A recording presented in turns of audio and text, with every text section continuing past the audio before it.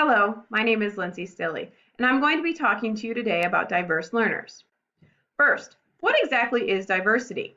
According to the dictionary, diversity is defined as having or being made up of differing elements, a variety of different things, including different types of people, such as different races or cultures. Now, what does diversity look like in the classroom? Diversity in the classroom consists of 13 different categories of special education. It can be different types of learners, such as gifted and talented learners, English learners, unmotivated learners. Diversity can also be different types of gender, socioeconomic status, and different races and ethnicities. When we think about diversity in our classroom as educators, we need to think about our own personal bias. What we need to do is set aside what we already know or think that we know about our students in our classroom. We really need to think about the impact that our bias can have on our learners as we teach them. What we can do, or the best thing that we can do, is get to know our learners and meet our students' needs. One of the first learners that I'm going to talk about today are gifted and talented learners. Oftentimes, gifted and talented learners are the students in our classrooms who have completed a challenge rather quickly or completed the task at hand before other students and need something else to challenge them and engage their thinking. One way to meet their needs would be to challenge the students to go above and beyond, choosing different materials for them at a variety of different levels based on their capability. One way that I like to challenge my students to go above and beyond in the computer science classroom is when we are building web pages. Oftentimes they will complete the task at hand, and then I challenge them to go out and find how they can add or improve the web page that they are already building. When they've done that, I like them to come back, show me, and explain it, but then also share with their classmates what it is that they found and how they've completed that extra task. Another way that we can get our gifted and talented learners' needs met is through cooperative learning, encouraging our students to be leaders in the classroom and working with others and taking on specific roles. I like to incorporate cooperative learning with my gifted and talented learners through an exercise that we do in the computer science room called driver and navigator. What this is where two students pair up, one person acts as a driver and the other person acts as a navigator while coding different programs. What that is for a specific amount of time, the driver is in charge of the computer and only the computer. The navigator is sitting next to them, and then they are in charge of directions and guiding that driver. After a certain amount of time, they will switch roles. The navigator's job is to simply guide and navigate the driver through what it is that they're doing. They're allowed to have conversation, ask questions, but at no time is the navigator supposed to jump over the computer and take over the controls. It works really well, and it really allows those students to become leaders in the classroom, and sometimes it brings students who aren't necessarily gifted and talented learners out of their shell and encourages them to become leaders in the classroom as well. Next are unmotivated learners. We all have unmotivated learners in our classroom, and to meet their needs, we can provide scaffolding. This is where we provide temporary support to assist our students to accomplish specific tasks. I believe that this helps build confidence and gets our students excited about what it is that they're doing. I also believe that it's important for us to allow our students to choose something or take on roles that they're interested in.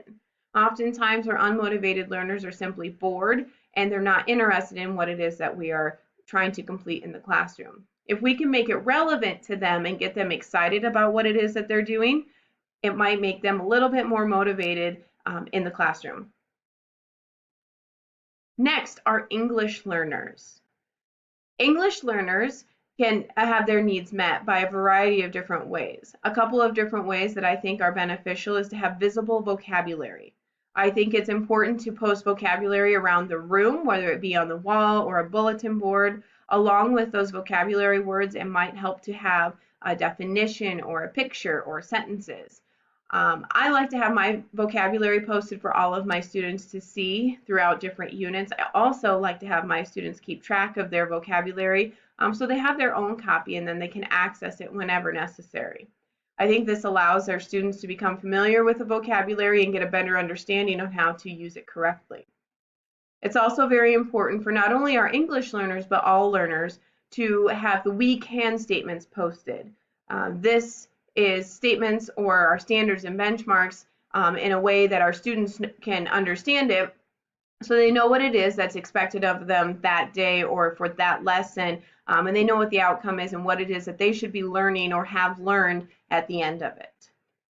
Another strategy that works for English learners is cooperative learning and getting our students interacted with other students, allowing them to share things that they already know and learn from their classmates and vice versa. Lastly, there are learners with disabilities. First and foremost, we need to ensure that we are following their IEP accommodations. We can do that through several different channels. One might be through curriculum compacting. Our students are getting the same concepts, the main points, but they might be broken down to a little bit smaller chunks, and we are specifically focusing on what we want our students to master. Assignments and activities might be altered or shortened depending on the capabilities. One thing that I like to do in my classroom specifically is with internet safety. We perform different activities, worksheets, that type of thing. I like to find material that is at the specific grade level where my student is most comfortable and can be most successful at. And while it might be a little bit different challenge-wise, it's the same material, same concepts. So the whole class is on the same page. When it comes to assessment time, we need to think about differentiated assessments. We all know that students learn differently, so it's fair enough to think that, or to say that our students are going to assess very differently as well. I think the best thing that we can do is to ensure that we frequently use multiple assessment forms. Some students may be better at verbalizing information, some may be better at writing different information. It all kind of depends on your student. One of the best ways, I think, to assess our students is through performance-based assessment.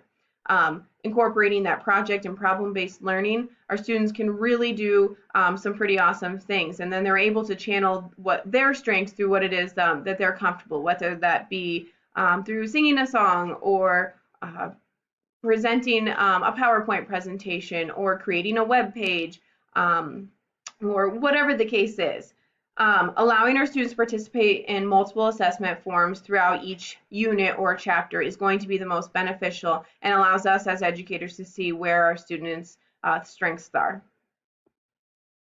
Lastly, we're going to be talking about technology and the different benefits that it can have for not only students but teachers as well. There are many opportunities for learning using different types of technology. Students can organize different information online through different applications or web pages, or even just through tablets and computers. Students can write, they can read online, they can do specific calculations. One of the biggest things students can do is gather and analyze data. They can do research. I like to spend a lot of time with my students gathering and analyzing data and then presenting it to their classmates or other audiences. Teachers also have many opportunities to use technology to not only benefit themselves but their students as well.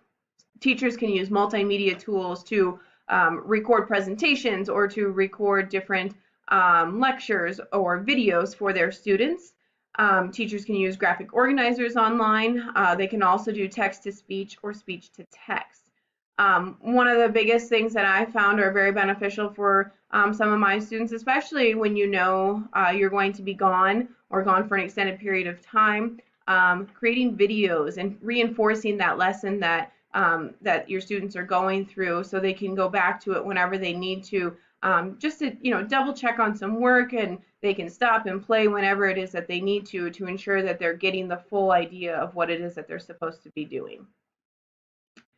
That's all I have for you today. Thank you very much for listening, and please let me know if you have any questions.